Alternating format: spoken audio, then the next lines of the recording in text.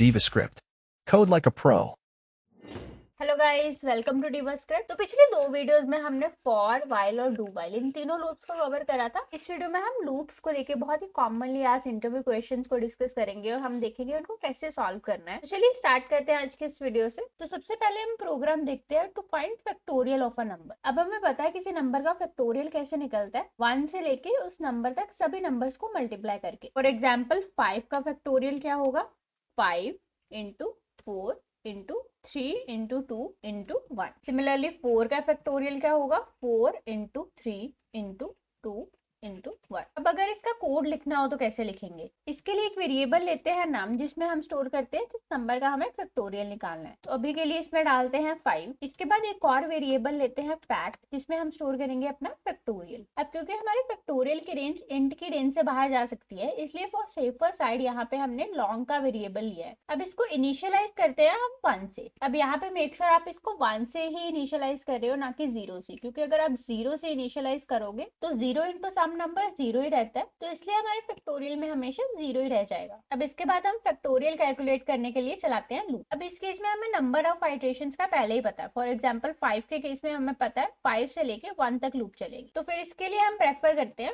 For loop. उसके बाद initialisation में एक वेरिएबल लेते हैं आई। अब इस केस में आप या तो 1 से लेके नम तक लूप चला सकते हो या नम से लेके 1 तक। दोनों केस में हमारा सेम ही आंसर आएगा। तो यहाँ पे मैं 1 से लेके नम तक लूप चला रही हूँ। यहाँ पे मैं आई को इनिशियलाइज करती हूँ 1 से। उसके बाद आई लेस देन इक्वल टू नम, क्योंकि हमें नम को भी इंक्लूड करना है, इसलिए यहाँ पे हमने इक्वल टू भी लगाया। उसके बाद अपडेट में हम लिखते हैं आई प्लस प्लस, क्योंकि ईच आइट्रेशन के बाद हमें आई को 1 से इंक्रीमेंट करना है। उसके बाद लूप की बॉडी में हमें क्या करना है, हर आइट्रेशन में फैक्ट को मल्टीप्लाई करना है आई से। तो यहाँ पे हो जाएगा fact equal to fact into I, जिसको हम लिख सकते हैं fact multiply equal to I. तो 5 के केस में पहले फैक्ट में होगा 1, उसके बाद 1 से लेके नम तक लूप चलेगी, यानी सबसे पहले आई में होगा 1। तो पहली आइट्रेशन में 1 इंटू 1 नहीं होगा, जिससे हमारे फैक्टोरियल पे कोई इफेक्ट नहीं पड़ेगा। तो इस आइट्रेशन को हम अवॉइड भी कर सकते हैं और डायरेक्टली अपनी लूप को स्टार्ट करते हैं 2 से। अब हमारी लूप चलेगी 2 से लेके 5 तक। फर्स्ट आइट्रेशन में फैक्ट की वैल्यू हो जाएगी 1 इंटू 2 मतलब 2। उसके बाद नेक्स्ट में हो जाएगी 2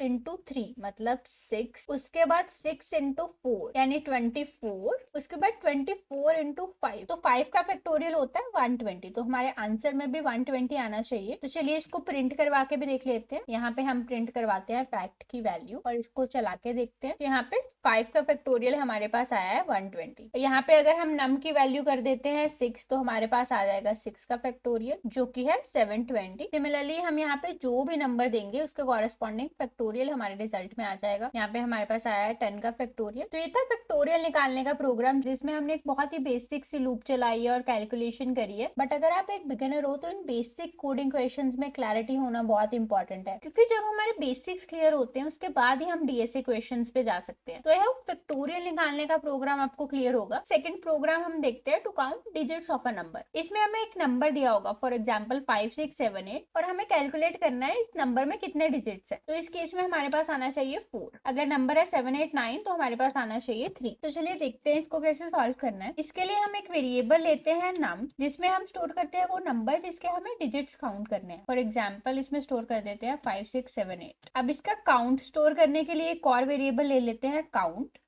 और इसको इनिशियलाइज करते हैं 0। अब हमें क्या करना है, हर आइट्रेशन में इस नंबर को करना है डिवाइड बाय 10। उससे क्या होगा, फॉर एग्जांपल हम 5 6 7 8 को डिवाइड कर रहे हैं 10 से, तो इसका आंसर आना चाहिए 567.8। बट हम क्या करेंगे, उसको दोबारा नम में स्टोर कर देंगे। अब क्योंकि नम की डेटा टाइप है इंट, तो इसमें हम डेसिमल वैल्यू स्टोर नहीं कर सकते, राइट। तो अगर हम इसमें स्टोर करेंगे 567.8, 0.8 वाला पार्ट खुद से डिस्कार्ड कर दिया जाएगा और नम में स्टोर होगा सिर्फ 5 6 7। इसे हम बोलते हैं इम्प्लिसिट कन्वर्जन। और अगर आपको याद होगा तो इसको हमने टाइप कन्वर्जन वाली वीडियो में डिटेल में डिस्कस करा था विद एग्जांपल। तो अगर इसको हम डिवाइड बाय 10 करेंगे और फिर से नम में स्टोर कर देंगे, तो हमारे नम में क्या वैल्यू आएगी 5 6 7, और ईच आइट्रेशन पे हम काउंट की वैल्यू इंक्रीमेंट कर देंगे बाय 1। अब नेक्स्ट आइट्रेशन में भी हम डिवाइड बाय 10 करेंगे तो 57.6, बट 0.7 हो जाएगा डिस्कार्ड, तो नम में वैल्यू आएगी 56 और काउंट को हम कर देंगे 2। फिर नेक्स्ट आइट्रेशन में नम में आएगा 5 और काउंट में आ जाएगा 3। उसके बाद नेक्स्ट आइट्रेशन में 5 डिवाइड होगा 10 से, तो आंसर में आएगा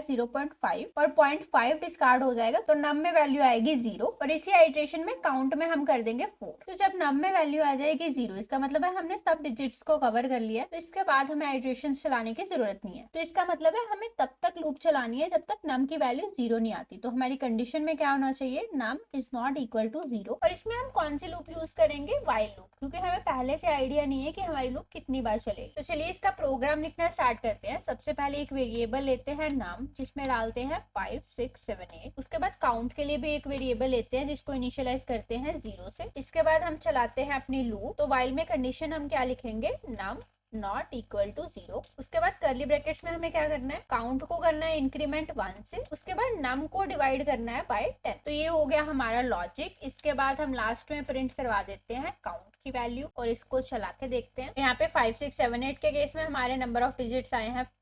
सिमिलरली अगर इसके डिजिट्स हम बढ़ा देंगे तो यहाँ पे डिजिट्स थे 1 2 3 4 5 6 7 8 और हमारे काउंट में भी आया है 8। तो ये था program to count digits of a number. Next हम देखते हैं program to reverse a number. ये भी बहुत कॉमनली आस्क्ड इंटरव्यू क्वेश्चन है। फॉर एग्जांपल हमें इनपुट में दिया है 1 2 3 4 5, तो हमें आउटपुट में प्रिंट करवाना है 5 4 3 2 1। अब इसमें हमें क्या करना है, लेट्स से रिवर्स स्टोर करने के लिए हम एक वेरिएबल लेते हैं रिवर्स और उसको इनिशियलाइज करते हैं 0। अब इस नंबर को हमें पीछे से एक्सेस करना और एक एक करके इसकी लास्ट डिजिट निकालनी है। अब किसी नंबर की हम लास्ट डिजिट कैसे निकालते हैं, इसके लिए हम क्या करते हैं, उस नंबर का मॉड्यूलस करते हैं 10 से। अब मॉड्यूलस में हमने देखा था रिमाइंडर रिटर्न होता है, राइट। तो अगर हम 1 2 3 4 5 का मॉड्यूलस करेंगे 10 से तो 1 2 3 4 0 तो पूरा डिवाइड हो जाएगा 10 से और उसके बाद हमारे रिमाइंडर में बचेगा 5 और 5 ही तो हमारी लास्ट डिजिट है जिसे हमें एक्सट्रैक्ट करना था। तो लास्ट डिजिट स्टोर करने के लिए एक और वेरिएबल ले लेते हैं डिजिट और इसमें हम स्टोर करेंगे नम %10। अब रिवर्स में हमें क्या करना है, जो रिवर्स में ऑलरेडी नंबर स्टोर्ड है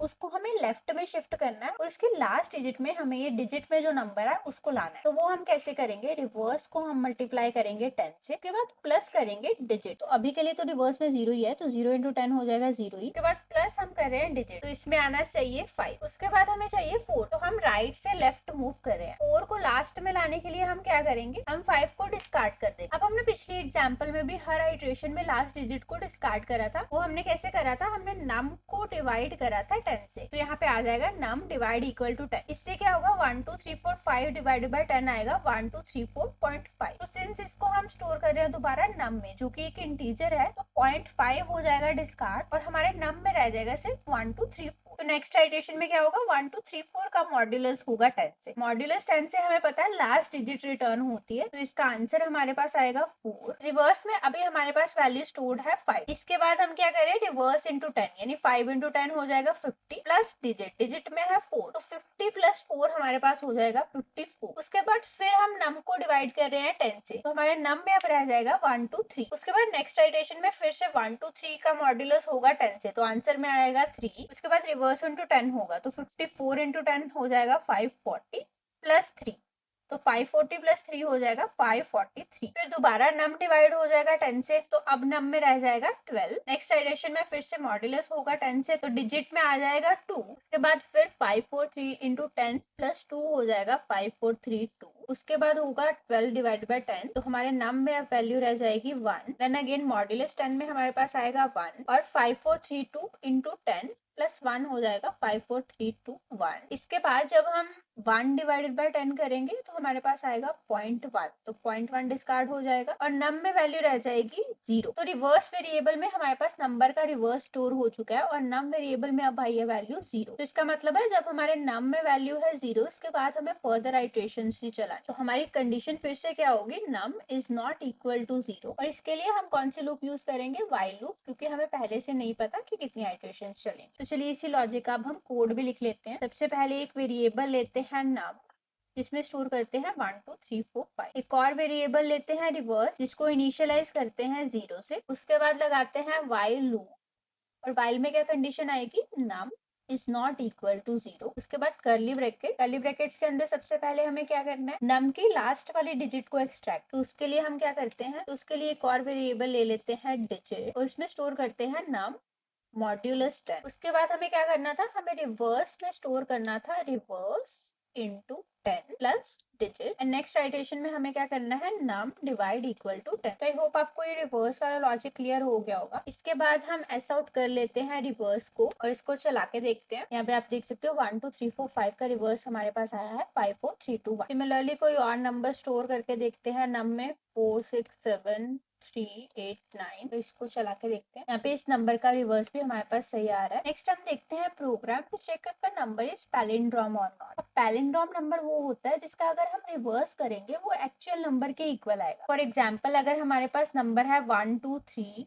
2 1 तो इसका रिवर्स भी सेम आएगा, राइट, 1 2 3 2 1। तो ये नंबर एक पैलिंड्रोम नंबर है। सिमिलरली 1 2 1 1 1 1 और भी बहुत सारे एग्जांपल्स है पैलिंड्रोम नंबर की। अब इसका प्रोग्राम हम कैसे लिखेंगे, हमें ऑलरेडी एक नंबर का रिवर्स निकालना आता है, राइट। सिंस यहाँ पे हम अपने एक्चुअल नंबर को भी मॉडिफाई कर रहे हैं तो हम क्या करेंगे, इस कैलकुलेशन के पहले ही अपने नंबर को किसी और वेरिएबल में स्टोर कर ले। मैं इसी कोड को कॉपी पेस्ट करके इसमें चेंजेस करती हूँ। यहाँ पे अपने नम में हम स्टोर करते हैं 1 2 3 2 1। इसके बाद एक और वेरिएबल लेते हैं ओरिजिनल, जिसमें हम नम को स्टोर कर देते हैं। इससे क्या होगा, चाहे यहाँ पे हम नम को मॉडिफाई कर रहे हैं बट हमारा ओरिजिनल नंबर इसमें स्टोर रहेगा। अब रिवर्स निकालने के बाद हम क्या करेंगे, ओरिजिनल और रिवर्स इन दोनों नंबर को कंपेयर करेंगे। अगर ये दोनों नंबर सेम है इसका मतलब है हमारा नंबर है पैलिंड्रोम, अदरवाइज हमारा नंबर पैलिंड्रोम नहीं है। तो ये एस आउट यहाँ से हटा देते हैं और इसके बाद लिखते हैं if original double equal to reverse. उस केस में हम ऐसा आउट करेंगे number is palindrome else number is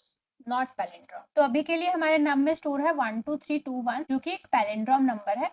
तो हमारे कंसोल पे आना चाहिए नंबर इज पैलिंड्रोम। तो चलिए इसको चला के देख लेते हैं और यहाँ पे हमारे कंसोल पे आया है नंबर इज पैलिंड्रोम। और अगर हम नंबर को चेंज करते हैं, लेट्स से यहाँ पे मैं लगा देती हूँ 8 और इसको चला के देखते हैं तो यहाँ पे हमारे पास आया है नंबर इज नॉट पैलिंड्रोम। तो आज के लिए इतना ही रखते हैं। नेक्स्ट वीडियो में हम कुछ और भी कॉमन या कोडिंग क्वेश्चंस डिस्कस करेंगे। अगर आपको ये वीडियो हेल्पफुल लगी हो तो लाइक कमेंट शेयर कीजिए और चैनल को सब्सक्राइब कीजिए। Thank you for watching, see you in the next video. तब तक के लिए कीप कोडिंग।